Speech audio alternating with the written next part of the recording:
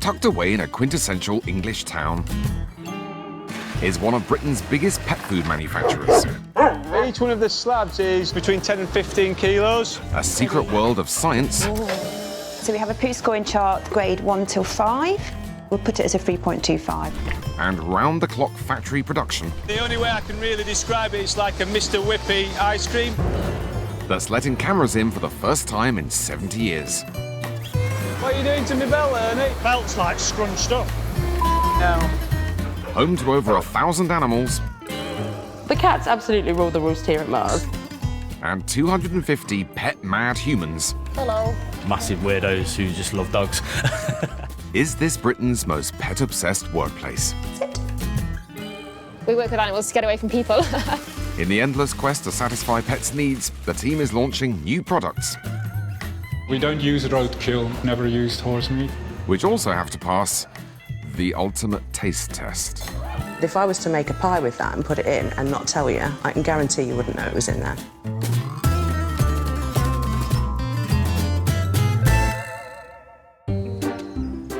The Leicestershire market town of Melton Mowbray. Legendary for its Stilton cheese and pork pies. But it's also one of Britain's pet-friendliest towns,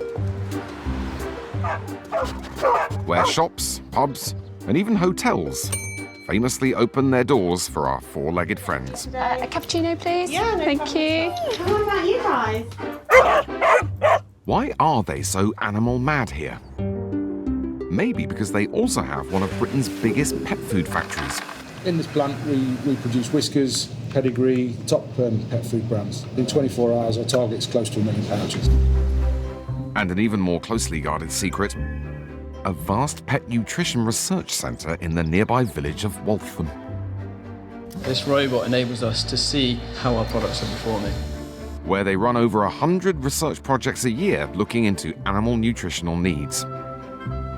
Good boy, well done. Clever lad. It's all owned by Mars, who actually make more pet products than chocolate. We all love cats and dogs. None of us want to do anything that's going to cause any harm to them. And you don't have to be pet mad to work here, but no, actually you really do. Most people comment on the fact that I have more professional photos of my dog than they do of their children. I can't deny that claim. We will do anything for the animals. We work with animals to get away from people. To me, these aren't research dogs. These are near enough pets. Animal trainer Debbie might be one of the most pet mad of them all. I wish I was Dr. Dolittle, because then we could ask the cats exactly what we needed them to do. Her job is to coach the pets for the part they play in scientific research. I'd like to think I know most things about every cat. Titus likes to lounge in this position, so you'll find him on different pieces of furniture, but always with his left arm just hanging out. Debbie spends hours hanging out where the cats live, playing with the residents. Except she calls it training. Training with the cats is just to get them ready for the trials that we've got here. Definitely looks like playing to me. We do urine collection, we do blood collection, faeces collection as well. Well, put it like that, it sounds less fun. The cats are all fed different diets to help out with different scientific trials. So this is Tinks. She's 8 years old and she's been working here since she was a kitten. She's a little monkey, as you can see. The cats absolutely rule the roost here at Mars. And this is where all the training comes in, so that Tinks is happy to have her bodily fluids collected. She gives a fair amount of saliva. Tinks' spit is to help a project looking at how gum disease develops. Every day is different, but it's ridiculously rewarding. Debbie's drive to change the world for pets is the common goal on this mammoth 104-acre site, where 250 staff work on pet nutrition, assisted by 204 cats, 148 dogs, and around 800 fish. And all this science goes to help the business of selling pet food. Over at the factory, the company's rigorous quality manager, Joe, is preparing for another busy day. So people have the misconception that we just put any old rubbish into our pet food. Couldn't be further from the truth. This morning, 26 tonnes of meat are heading here down the motorway. Smells good. Joe needs to complete meticulous checks to approve these samples before he'll accept the entire load. If this sample of liver is out of spec, then 26 tonnes of material will be going straight back to the supplier. Meanwhile, a team of engineers is preparing the vast multi-million-pound production lines. 12.35. Nearly 100 different varieties of pet food are manufactured here across 2 lines. There's a lot of work actually goes into keeping the plant running. Everything from preventative maintenance through to day-to-day breakdowns, technical adjustments, minor adjustments. Because the last thing we want is something to fail and put the product at risk. The plant runs 24/7 and aims to produce 1 million pet food pouches a day. And Joe is responsible for the flawless production and packaging of it all. Having now approved the meat, the work can really begin. So we've just got a delivery of frozen meat. Each one of the slabs is between 10 and 15 kilos. 5 to 6 deliveries every day. Liver, kidney and hearts. Yeah, it's a lot of meat. How these frozen innards become meals for pets usually takes place in secret. But Joe's giving us a rare glimpse.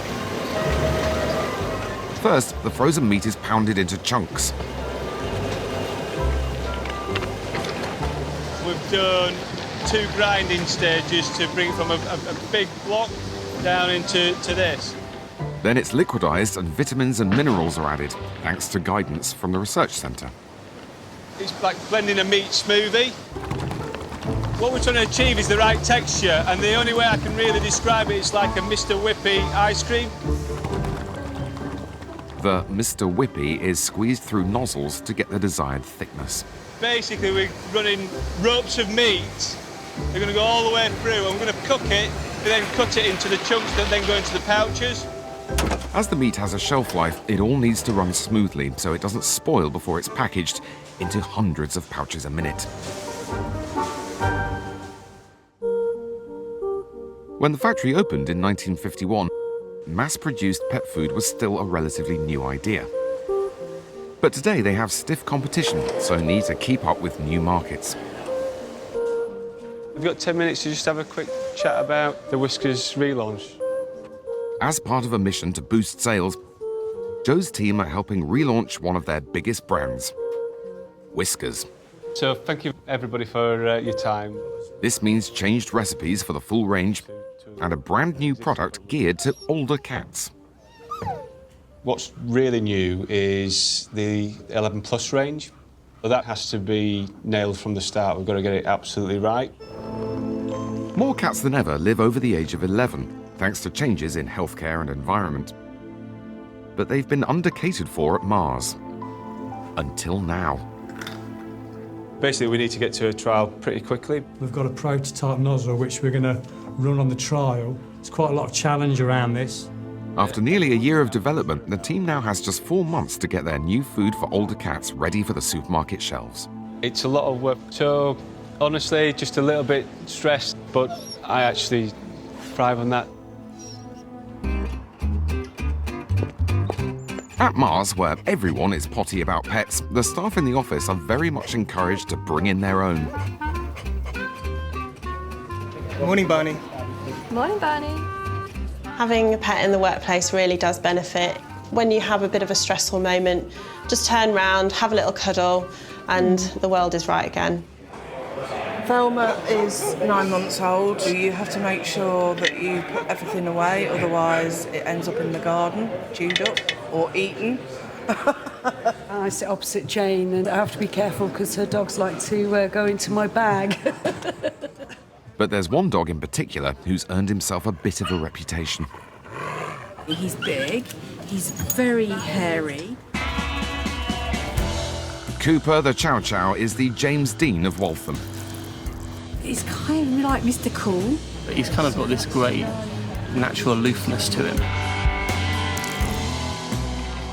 Dogs may be welcome, but there are strict guidelines to make sure the place doesn't descend into mayhem.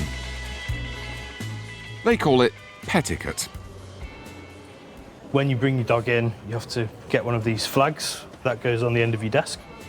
Your dog needs to be on a lead, can't just sort of wander the office at will.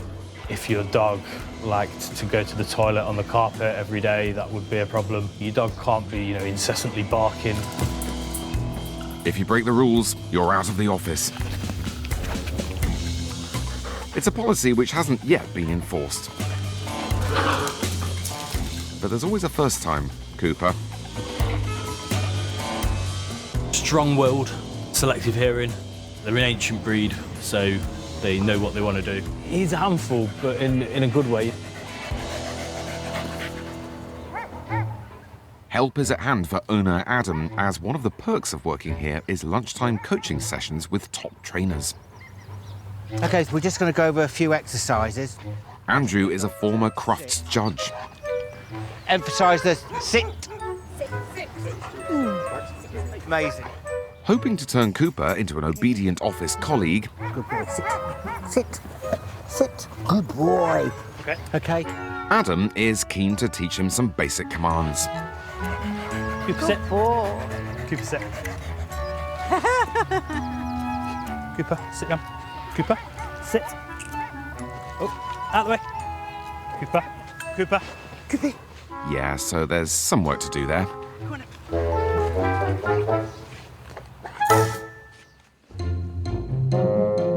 Back in the office, quality manager Job is setting up for one of the regular highlights in the working day.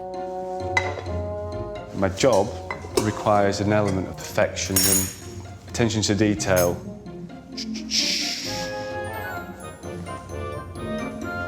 I aspire to be a perfectionist, but I don't live in a perfect world. It's time for the daily panel, where Joe's factory associates get to review recently made merchandise. The bell is the call to action. Morning everybody and welcome to Daily Panel. Today they're examining pedigree meaty meals in jelly and the current Whiskers 1 Plus for kittens. Stickler Joe is anxious to hear that every detail is flawless. For me, this is a verification of getting it right. If ever we find something that's wrong, then I do take it personally. Help yourself to some product. And this is how seriously they take their quality control. Duck in. They eat the food themselves. Kirsty, who oversees packaging, is a bit of a connoisseur. Tastes good. This one's got peas and carrots in it as well, so it's a little bit more palatable. Just tastes of liver. If I was to make a pie with that and put it in and not tell you, I can guarantee you wouldn't know it was in there.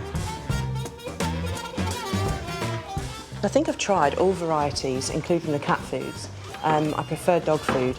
I do like Chappie better. The dog food's a lot better than the cat food. Hi guys, are you okay? Debbie's back in the cat house, also working to improve the quality of pet food, but through the rigorous training of the research animals. So I'm just setting up our laptop with some cat TV. Well, rigorous-ish. But it's just a bit of stimulation for them. Oh yeah, the latest Tarantino. Make your way to screen 2, guys, thank you. A squirrel doco? Well, this is supposed to help them learn about the world. But with all the trials happening here, for every cat nap in front of the telly, there's a sample to collect. Today, it's urine. Clever boy. Cat poo and cat wee, they're quite strong, but it's part of the job, so you just kind of get used to it. And not really much affects you once you work in a big area of cat poos. Yeah, every cloud. Debbie's wee collections will help projects looking at how nutrients are absorbed. So we've also got some covered litter trays as well. So some cats like to urinate and defecate in private. They like their own private bathroom. Over the years, she's learned all their habits and has developed a spooky sixth sense for when a sample's on its way. Oh, we might have a wee. Do you want another wee? I mean, I don't personally, no. For the animals' sake, Mars only study cats under the age of 8. But outside the company, there are places expert on the older generation. About 60 miles from Waltham is a rather unusual retirement home for cats. The whole place is centrally heated. With our feline friends living longer than ever, owner Jane takes them on. These are all retired. There's one exception, which is the little one who's minus a leg. When they can no longer be cared for. Way back, a cat was lucky if it got to 12 years old, but now they're unlucky if they don't get to 18. Let's get the stethoscope, we'll have a listen in. The charity has a veterinary surgery on site. Still all right. Where vet Daniel is kept busy by residents constantly losing their teeth.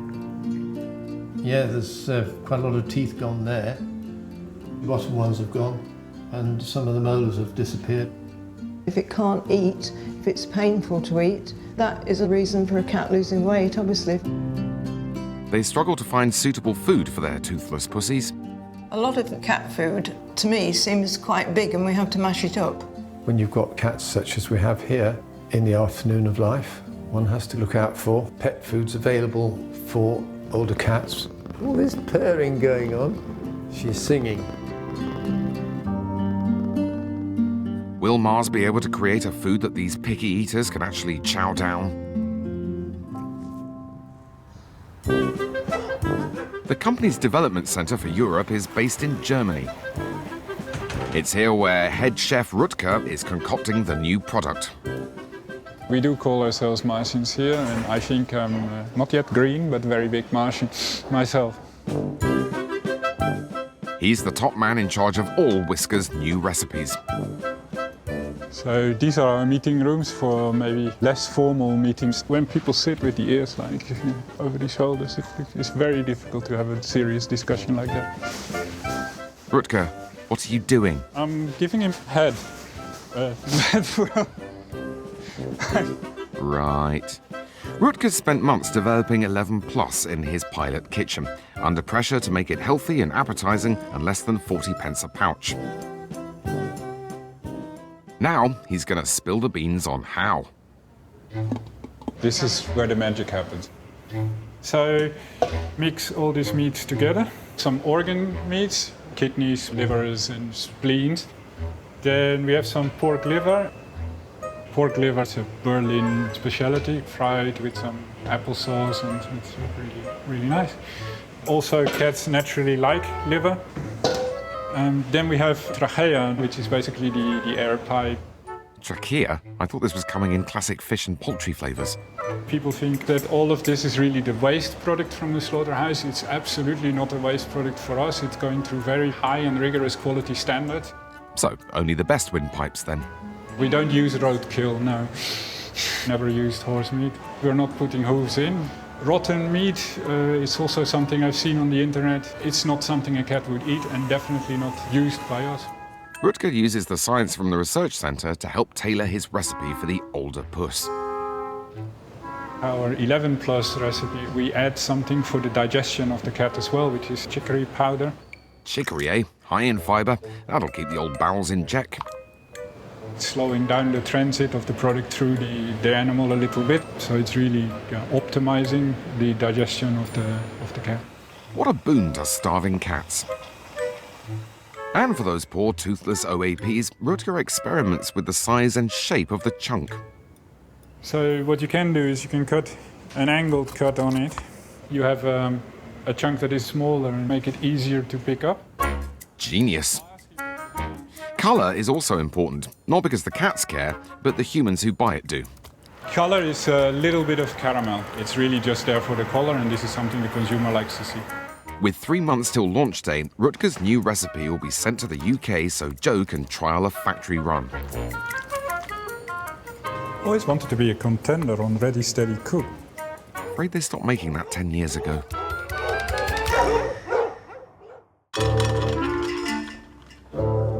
The company isn't just concerned with what goes into their food, they're obsessed with what comes out. All animals are on closely monitored, nutritionally balanced diets. And today, handlers Debbie and cats are in charge of the serious science. We'll put it as a 3.25. Studying the overnight results in the dog kennels. What we got? Of, yes, the poo. 3.5, slightly moist. This one's slightly looser than what we would like. Inspected every morning to see the effect the food is having on the animal's digestion.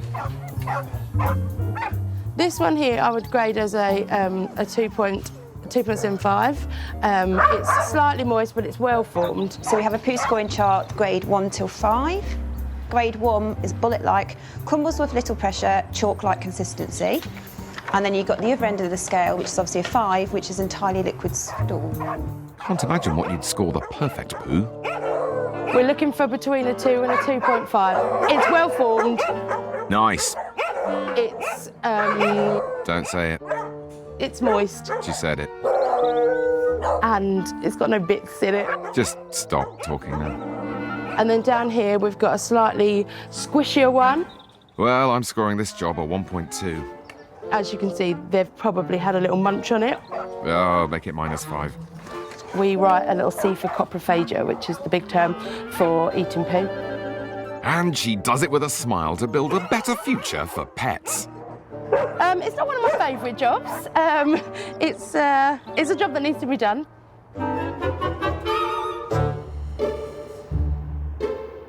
It seems pet science is done a little differently to human science, but with good reason. Since dogs can't exactly woof their consent, Home Office laws say they can't be examined intrusively. So in the high-tech labs, smart thinking is needed. Ready? Table. Steady. Good boy. To find out even more precisely what goes on inside the dogs. We've designed and made a pill we want to use to collect some of the food from inside the dog as it travels through, so we can understand the stages of digestion. Months of training have gone into making sure Labrador Inky happily cooperates. In order to get a clear shot, we need to get Inky to stop wagging his tail, so the body stays completely still. Massaging his ear makes his tail stop wagging. They're looking to find out whether dogs can digest specific proteins. It's never been possible to get this information before because we've never been able to get hold of the material from inside the dog to understand how these proteins are being used. Right, that's got him. Thank you very much. Good boy, come on, Inky, clever boy. Hopefully, Inky will poo that pill out in a nice 2.5.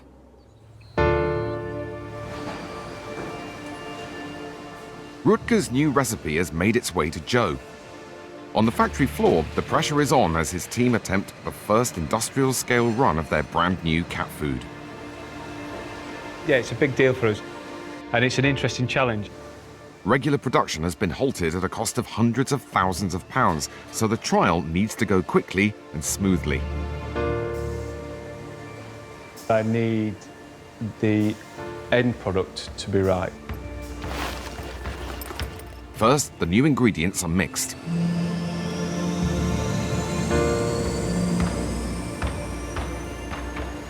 It's going through a lot slower than it normally would. Right. Could that be because of the new powders? Yeah, it could be. The chicory powder Rutger's added to ease the cat's digestion seems to be causing a hiccup. Yeah, maybe a bit more viscous. Let's run this mix, see what we get through. Who knows? Yeah. All we've got to do now is put the brand new development nozzle on and we'll be good to go. Engineer Hayden also has concerns about the new nozzle. Potentially it's going to be a little bit higher pressure. Yeah. Because it's like blowing chewing gum through your lips. It's probably going to need a little bit more blowing to get through the nozzles. Guys, let's hit the go button. We need to start the trial. The first ever 11+ meat mix rolls onto the production line. Stop. Yeah. But not for long. Right, okay. Yeah, so we've hit our first snag on the trial just as soon as we started spreading.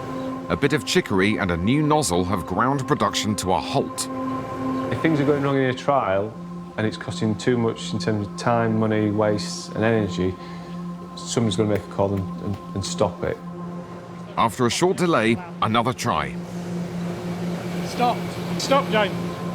Another problem. That's not okay. What we need to do now is block off one nozzle, and then we'll start up again. With some fine-tuning, Hayden ups the flow of meat through the lines. Once cooked and sliced, he checks whether the sample is good enough to send to Rutger. 5 mil plus or minus 1. So these chunks are 2 millimetres smaller than the regular chunks. 3 millimetres. 3 millimetres. Accurate, I love you. 3 millimetres in engineering terms is a lot. The product can at last go to Germany for a feline taste test. But there's a lot of work still to do before launch day in 2 months' time. Dog-mad Adam from planning is still bringing his rebellious Chow-Chow Cooper to work, training him up in the hope that the wayward one-year-old won't get banned from the office. I enjoy doing the work with him. He's entertaining, and it's rewarding when you see something working. This morning, a petiquette lesson in dental hygiene. Pet toothpaste can smell really nice, chicken flavour or lovely meat flavour. Because about 3 out of 4 adult dogs have gum disease. Start by lifting the lip and get them used to you having a look at their teeth. Just use a circular motion. There you go. So would you all like to have a go? Go on, Cooper. You've got this. Who's a good boy? Good boy. You just lift the lip up. Listen. Oh, no one likes a colleague with pongy breath. He understands what we want. He just doesn't necessarily choose to do it all the time.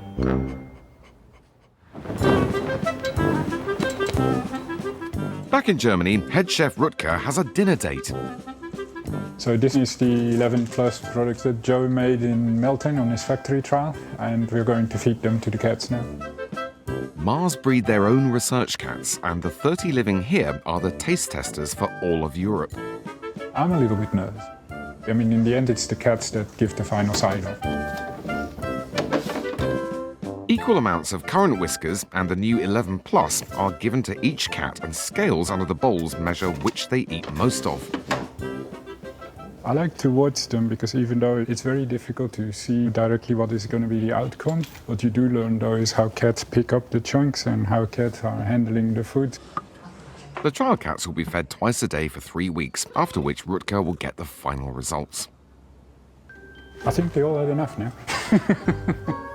As Rutger isn't allowed to work with older cats, he has to rely on these young'uns to decide whether this recipe will go into production. My life is dictated by cats, at home and here.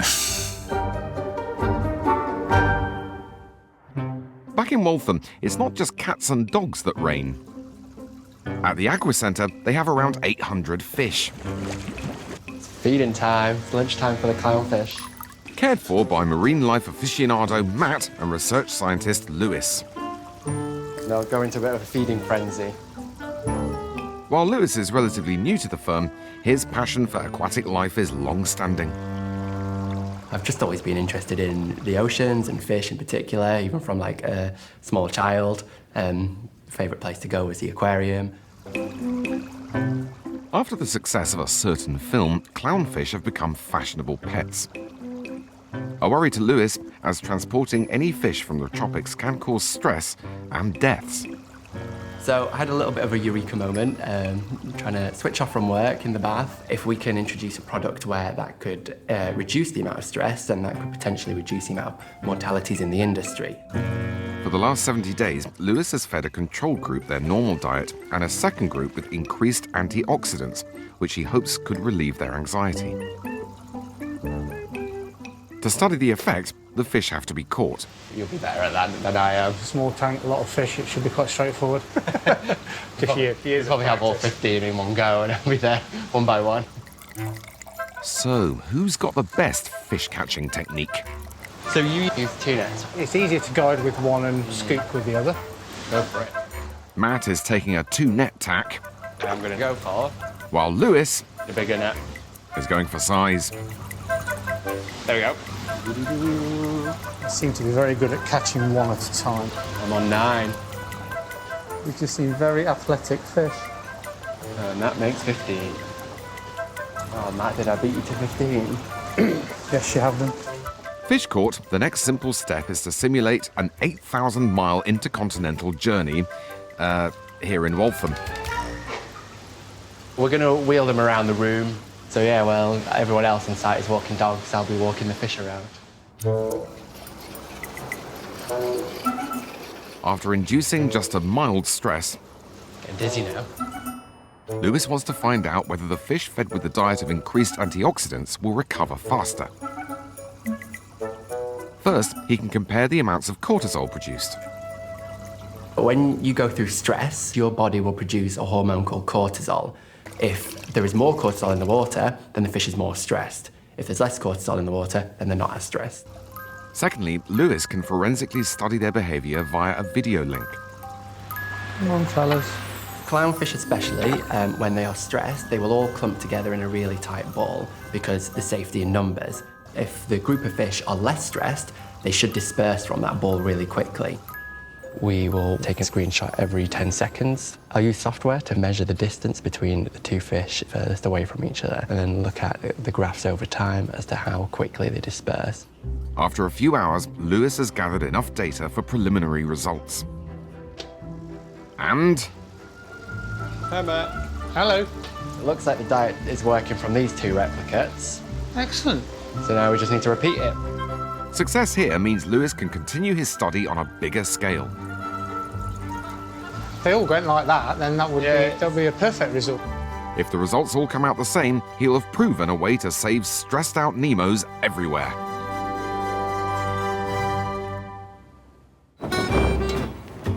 In Germany, chef extraordinaire Rutger is on tenterhooks, about to open the results of his cat critics' taste test.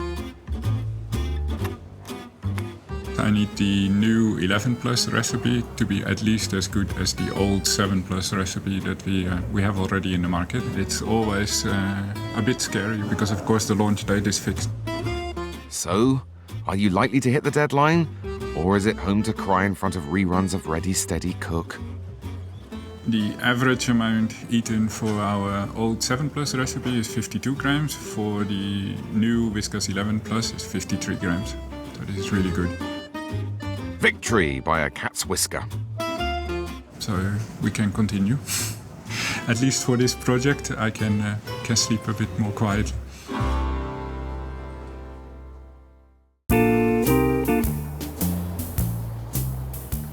Still hard at work, trainer Debbie's on her endless mission to collect bodily fluids. And today we've got, what, mucus? Tears?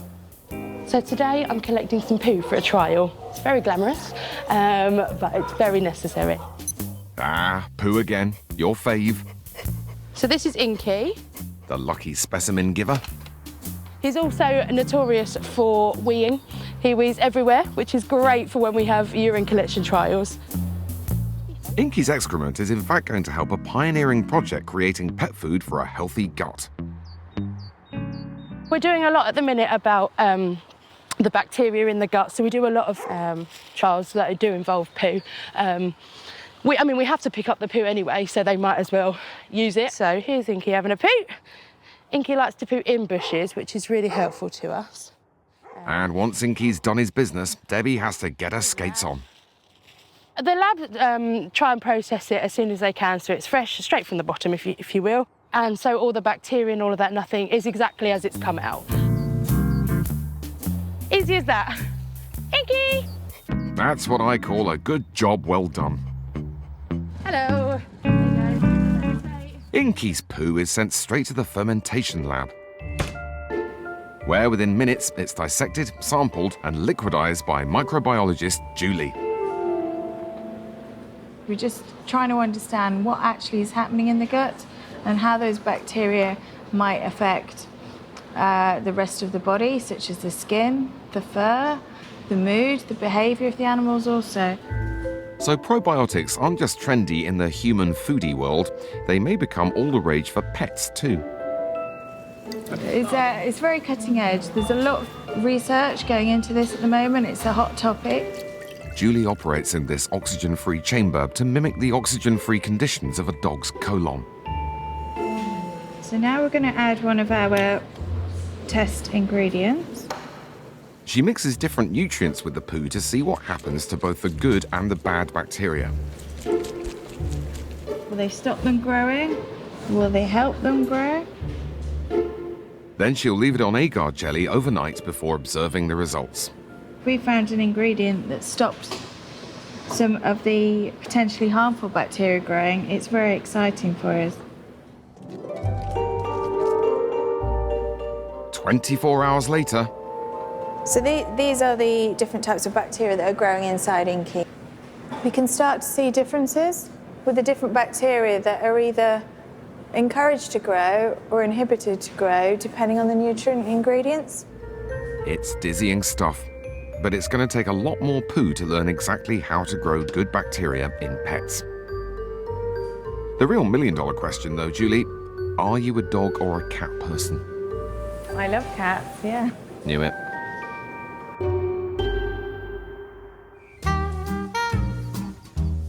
With just days till the launch of their new cat food, quality manager Joe is preparing the factory for its first full day of production.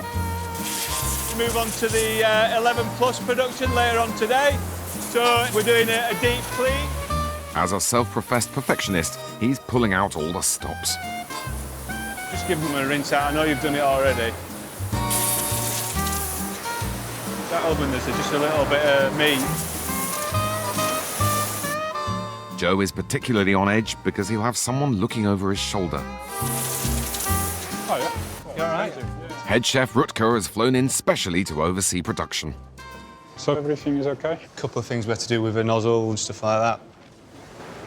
Today it's Rutger who'll take charge of approving the end result, even though he's in Joe's domain.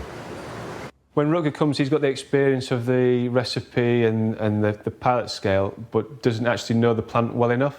There's a healthy tension competition between the experts. Joe is anxious to get started, but the engineers aren't giving the go-ahead. What's wrong, mate? Well, it looks, I think we've got a slight air leak driving the diaphragm of air. OK. So we've got to have the oven to the right temperature before we can start spreading it. Dropped again. We're all wrong at the moment. It's the steam valve. We've got meat that's just waiting to go, and that's got a shelf life. I'm the quality manager, and if anything goes wrong, I'm the one that's accountable for it, yeah? Wasted meat would also mean wasted money. So we're running an hour and a half late. We could have made about 150,000 pouches in that time. Probably going to end up scrapping some meats and stuff like that. The first batch of meat has to be written off while the steam valves get fixed. It's a super complex machine. We're going to have to call that and just add a bit of extra time for the electricians to go and replace a motor. After a 3-hour delay, the ovens finally come to temperature and the new product can at last be pushed through the line. But just as the line starts up, another problem. On start, we've had a locked nozzle, which isn't normal at all. So another pause. We had a small curry dinner planned for tonight, but it might need to go to tomorrow when it continues like that. The team falls a disastrous 4 hours and hundreds of thousands of pouches behind schedule. What are you doing? What are you doing to my belt, Ernie? Oh, well, the belt's like scrunched up. What the With just 3 days till launch, the pressure is on. After 4 hours of frustration, the factory are getting ready to try again with the first production of their new 11 plus cat food. We put a new belt on. At last, the team resolved their technical problems. From what I'm observing, we should be able to go. It's starting to come through then. No broken ropes. And Joe is finally happy. It's looking good. It's looking really, really good. The first 15 tons roll off the line. I guess we can have a look at what it's like after the oven. Excellent, that's good. But for Rutger, will it compare to the first samples he made in his kitchen lab months earlier? When we got some through the steam oven, we will do some other checks as well. So really check the color versus the color targets and measure the length and size of the chunks. First, he signs off on the shade of brown. So happy with that, yeah? I think the color is spot on now, really. And crucially, for the older cat, the food needs to be easy to swallow. Have a look at the chunks, Rutger. Just check that they're within your specification. Top, that one is perfect. It's very good. Length looks good to me. Texture is good. Shape is good. Size is good. I think we can keep on running like this now. I'm very happy with this. Excellent. So are we. With Rutger's green light, the product can be packaged and shipped out to the shops on time.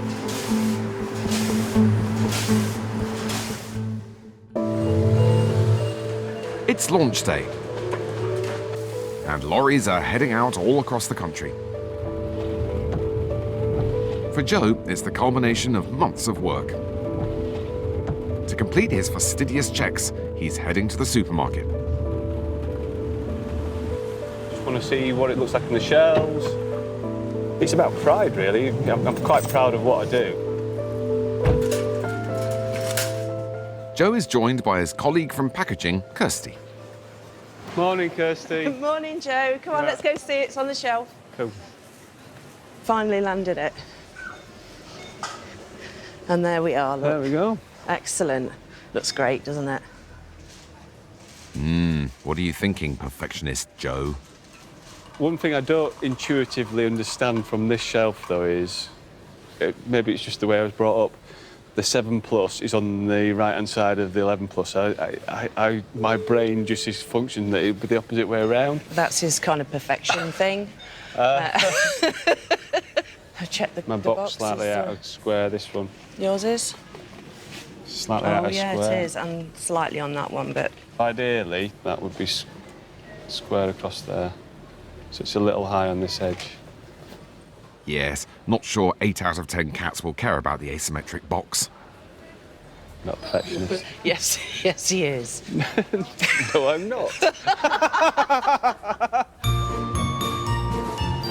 Back at the office, Joe prepares for his next test, the daily panel. A chance for his colleagues Morning. Morning. to give him their honest feedback. Even though they're humans, not cats, so taste and smell completely differently. Tiny little nugget of nervous, but I'm confident. I'm confident it will be good. Bet there's a prize for anyone who spots a misaligned barcode. No right or wrong answers. No, I think overall from the smell that I'm getting, it's definitely a very meaty chunk. Nice sized chunk, good jelly. I'd eat it if I was a cat. So happy? Yeah. Very happy. I think Joe might be tearing up. I get out of bed with the desire to do my bit to make the best pet food. And I've got the privilege of working with a lot of science around me, a lot of fantastic people that have all got the same desire. Oh, now you'll start me off, Joe. Seems like there's only one thing left to do. I think it's just appropriate that I just give it a bit of a sample now, so that'll be... It tastes nothing like bolognese. With the new product launched and almost approved in an irrelevant taste test by Joe, it can finally be tasted by the real target audience. Old-age pussycats. Hi, Charlie. Would you like to come and try some food? Independent of Mars, the cat retirement home are highly sceptical. Catso, he's not got a single tooth in his mouth. One with no teeth, good. Onwards. But owner Jane and manager Sam have agreed to try it on their pickiest eaters. How old's Garfield? 18, actually. These are the ones that need extra food because at the last weigh they lost a bit.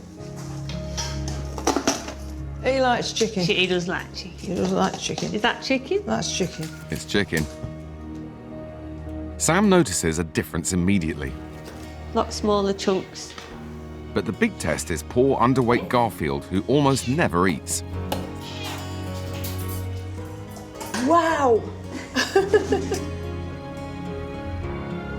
This is a unique reaction. Normally they'd lick the jelly off but not actually eat the chunks of food, but he's eaten all of that, so that's obviously really good. Hey. How about that for a bit of chicory and trachea?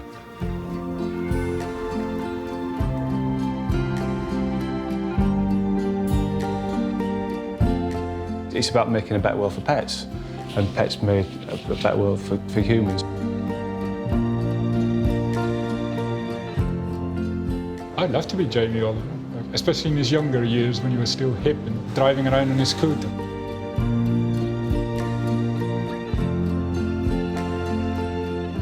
So this is a nice 2.5.